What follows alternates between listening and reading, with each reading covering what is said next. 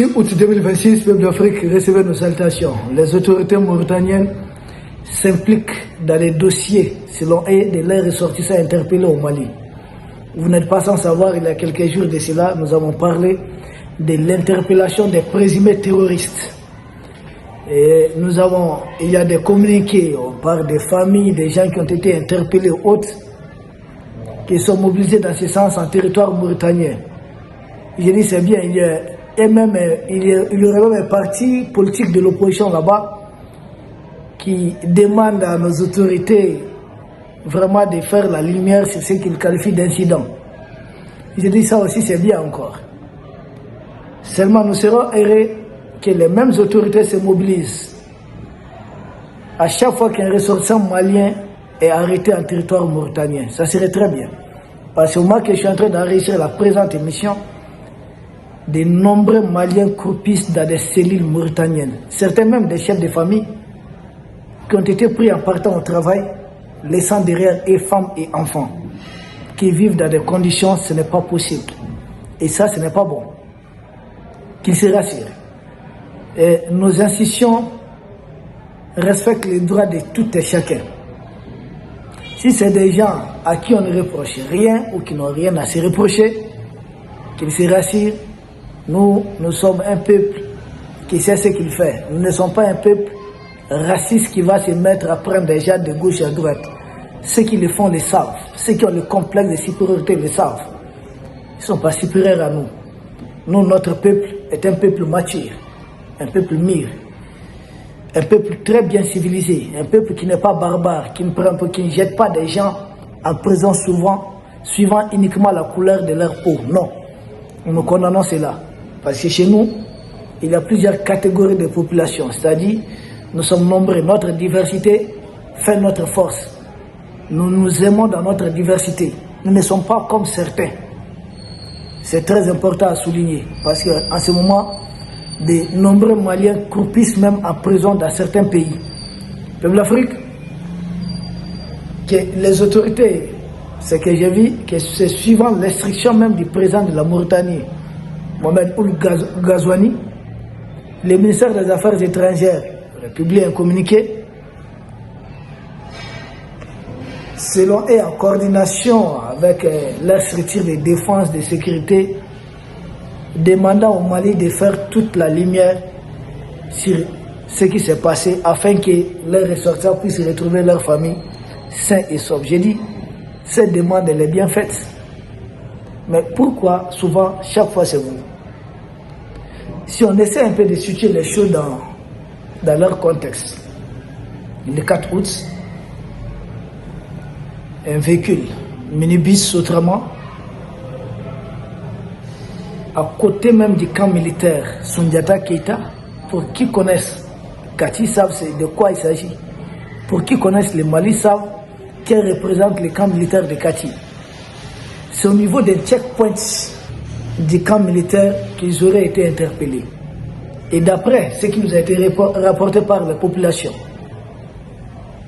ce seraient les chauffeurs même qui a dénoncé ces gens disant qu'ils transportaient des suspects de terreau.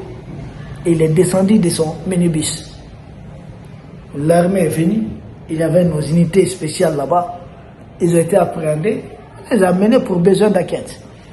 Et au moment que je suis en train d'enregistrer la présente émission, notre justice s'est saisie, les dossiers entre les mains de la justice.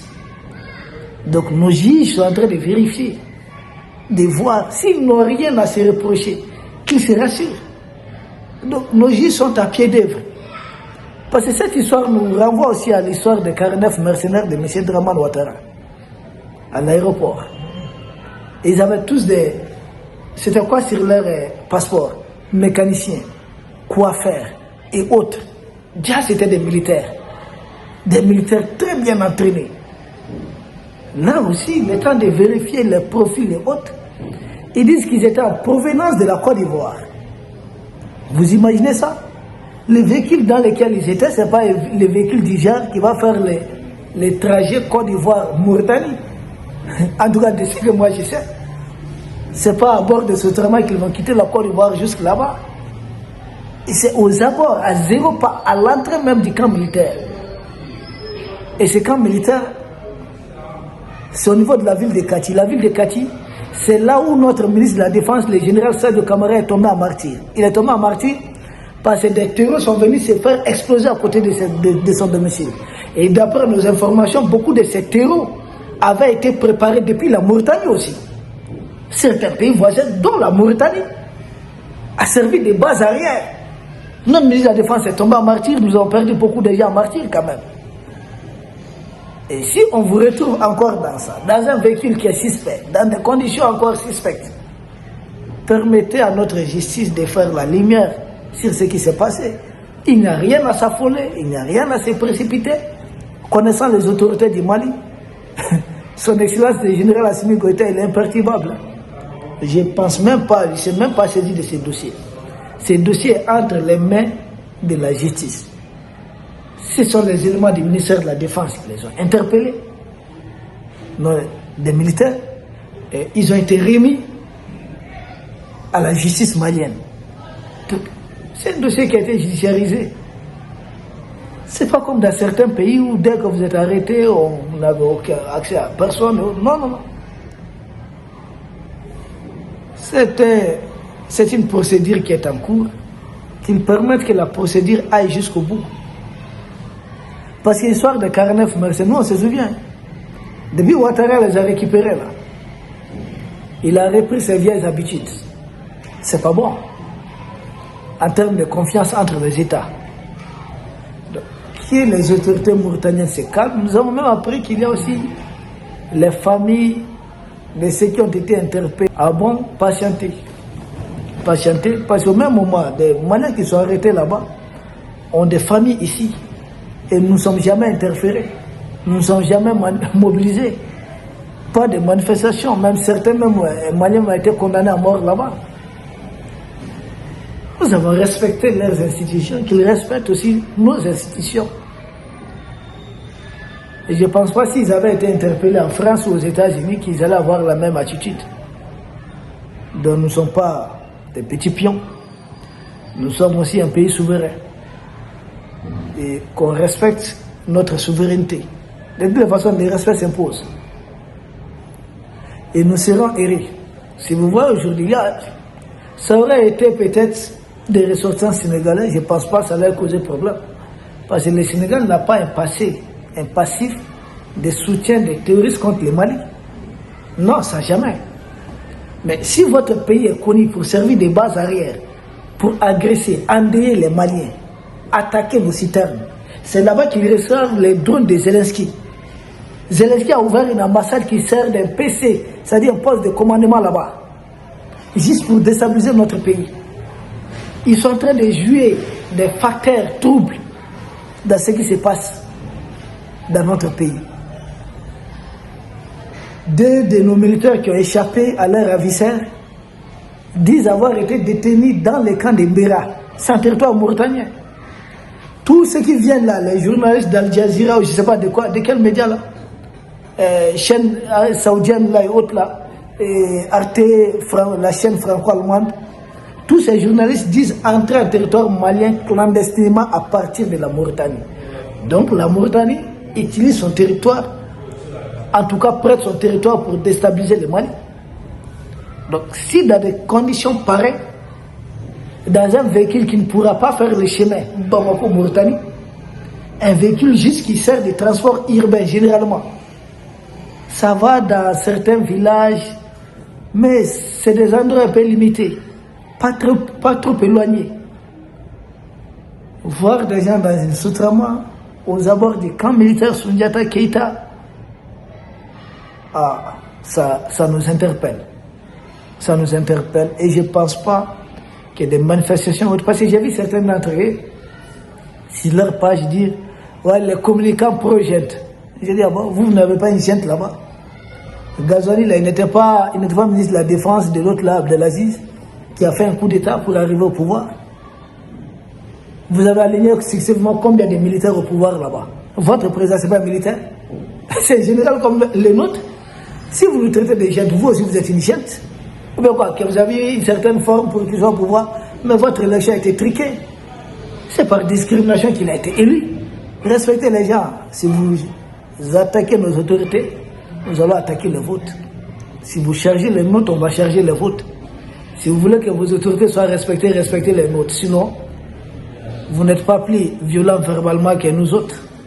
Donc on calme, on laisse l'enquête aller jusqu'au bout. Pendant ce temps, nous sommes concentrés sur d'autres choses. La justice malienne va faire son travail. Elle fera son travail. Il n'y aura aucune pression. Il n'y aura rien qui nous fera céder ou bien qui nous fera dévier de quoi que ce soit. La justice malienne fera son travail. Pendant ce temps, les terreurs formés dans certains pays tout autour de nous sont en train de lire l'air, sont en train d'être neutralisés. Au moment que nous arrêtons à la présente émission, un important convoi est arrivé à Anéfis. Vous vous souvenez d'Anéfis?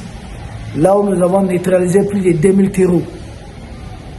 Là où il n'y a pas longtemps, ils avaient essayé de tendre une embuscade à l'arrière de notre convoi. Le convoi est arrivé sans incident.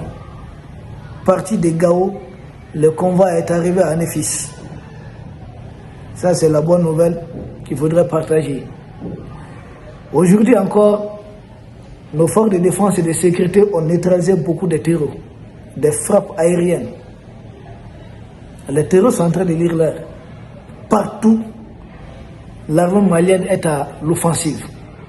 Contre des terreaux qui sont formés dans certains pays voisins, qui composent avec Emmanuel Macron, avec Zelensky, pour essayer de déstabiliser notre pays. On vous voit. Mais on dit chacun a son tour chez de quoi faire. Pour le moment, nous restons sereins, nous restons mobilisés. Peuple d'Afrique, demain peut-être on va donner plus d'informations. Mais pour le moment, c'est une opération, une grande opération qui est en cours. Nous allons nous réserver. Nous n'allons pas nous prononcer sur les moindres détails. Attendez-vous de constater simplement les résultats, de voir les résultats. Ce n'est pas leur propagande sur les réseaux. Nous ne parlons pas avant les actes.